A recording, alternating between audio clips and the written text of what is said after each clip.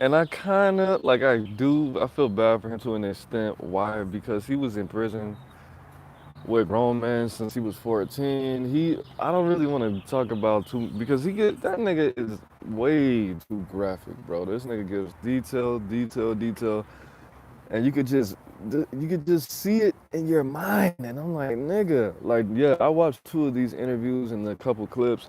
It's pretty entertaining. He's a great storyteller. That's one thing that I could say about people that go to prison.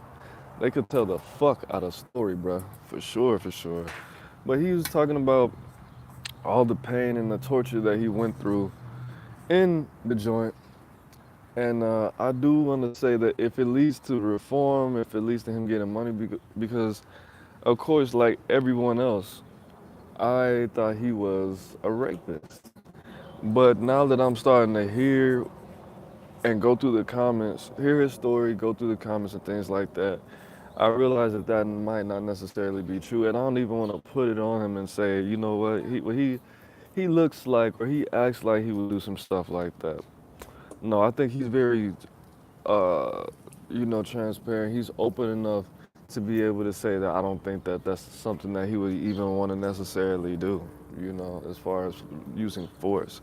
And even when I went back and I watched the MSNBC interview, he didn't say that he would use force at all. He definitely didn't say that. He did say it kind of sounded like that when he said, "When I see one I want, I walk up to him and I say, so we gonna do this the easy way, or we could do this the hard way. The choice is yours." And then at the end, he said, and it was always a yes. He didn't even say that he took it.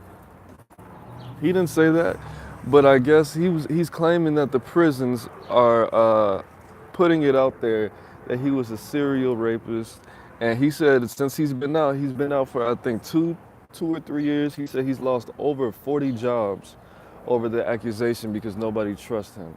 He got out, he got married to a woman, and he's living his life, man, trying to get his money back up, bro. I'm glad that he's not committing any crimes because last time he got out of prison, he committed armed robbery and did 9 more years. So I don't want to see any black man having to struggle over something they didn't do. He went to prison when he was 14. They gave him 12 years for I think 38 robberies, and then he ended up having to do 40. He caught in-house crimes. In-house crimes meaning that he committed crimes in jail and got caught for it. Then, like I said, he did 9 more years. I think 6 or 9 more years for the armed robbery. But the thing about it is, the thing that I find funny is that he seems to think that he is not a homosexual, is whatever. Just the whole, oh, I responded to my environment, which is something I was trying to discuss with my cousin. Bro, uh, no, no, I don't believe that to be true. That's something that you picked up on because that's what you wanted to do.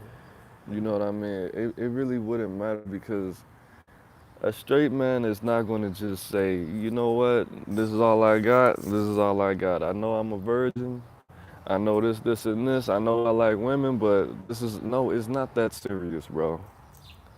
It's not that serious. That reminded me of, I don't even want to take it there, but a movie that I saw when a dude was having sex with a woman when he just got out of prison, and he tried to turn her over and put it in her booty hole because that's what he liked. That's what he was used to. And I was like, what? What is this? What is this? But this dude, he didn't think he was gay, or maybe he was gay and he doesn't want to make that choice anymore.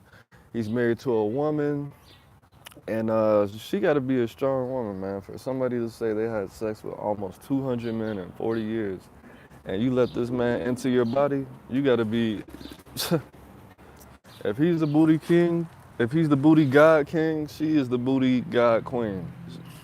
You think that's funny? Oh my god, it's horrible. But you see, all you incels out there, all you niggas who can't get a woman, if this nigga went on TV and said he had sex with almost 200 men in prison, After 40 years, it's no way that you should not be able to get some pussy, bro. If Fleece can do it, you can do it too. Kentucky is all, I mean, it's a small, it has a lot of small little towns. So this, it might be slim pickings. I don't know. He might have a good personality, but you have no excuse, bro.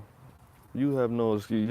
Last night, yesterday on the train, coming going to Long Beach, I saw a hippopotamus on the train, and she had a man.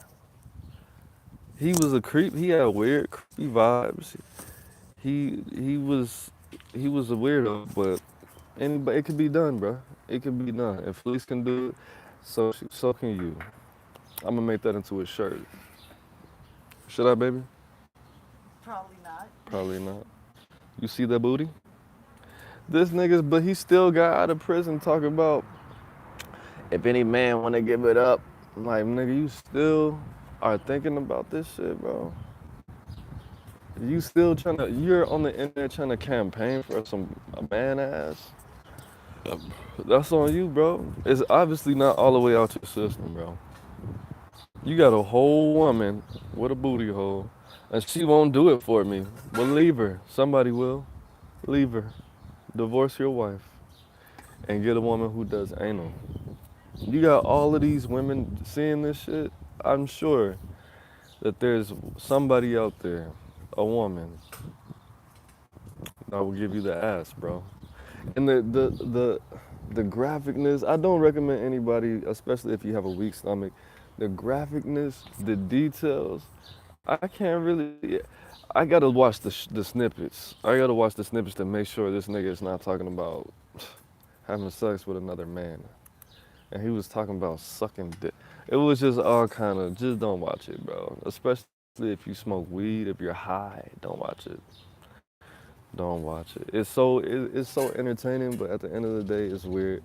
He was talking about all kind of how the guards held him down and put mace in his booty and burned his ass, and how they ripped out his teeth because he kept biting people. And just I have to look at the titles and make, even though he was telling a story about how a man got killed, and he was like, and I heard a gagging sound, like ah ah ah ah. So I got my mirror to see what it was, because if it was somebody sucking dick, I wanted to see it. I'm like, nigga, what's to you, bro? You can't do a video without talking about some gay shit. Every video, that's what you think about. This nigga said booty's more important than food and water. Like, this nigga said, if I can't fuck a man in the ass, what's the point of life? Like, bro, what? What the fuck? What is? Yeah, I don't want to talk about this anymore. This just making me uncomfortable. Just like I'm traumatized my damn self. So I'm gonna end it right here, man. This Aaron Moses on the main. I do want to say he is trying to, make a movement towards prison reform and helping the inmates and all of that. But you could do it without talking about, anal sex with another man. I think it's very possible. You could link up with Charleston White. That's what they should do. It should be him and Charleston White have a celebrity boxing match. This nigga has millions of views. He's going viral every fucking day. I don't know how. I don't know how. He must have been paying for some good YouTube ads. That's nasty. I'm gonna just say it like that. That's nasty, bruh. You wanna die? And I'm sure this nigga doesn't have kids. And then he told a story where he blackmailed a prison guard, a female guard, to have sex, vaginal sex and oral sex. And I was just like, this doesn't take away from you entering the chocolate tunnel of all of these men, bro. And I had a wife in prison, and I told her, I took your walkie-talkie, and if you want it back, you gonna have to suck my dick and give me some pussy. I'm like, bro, that's not. Now you actually do sound like a rapist. Now you blackmailed the bitch on some pussy, bro, for her job that she didn't even want that job, bro. So if anything, if that's what happened, which I believe, I could see you want. So you don't want people to call you a rapist. You don't want the prison to convince people you're a rapist. You want to say some creepy shit like that, and that's okay. That's the same. That's very similar to rape. That's three-fourths of a rape, bro. Blackmailing a bitch for some pussy. That's like the combination of rape and buying pussy. It's a strong combination. But at the end of the day, I'm sure he didn't enjoy it. But hey, it is what it is, man. Anal sex is it's nasty. It feels cool, but I never busted a nut with the anal, bro. That's just I like the pussy. I like it. I like it better. It's warmer.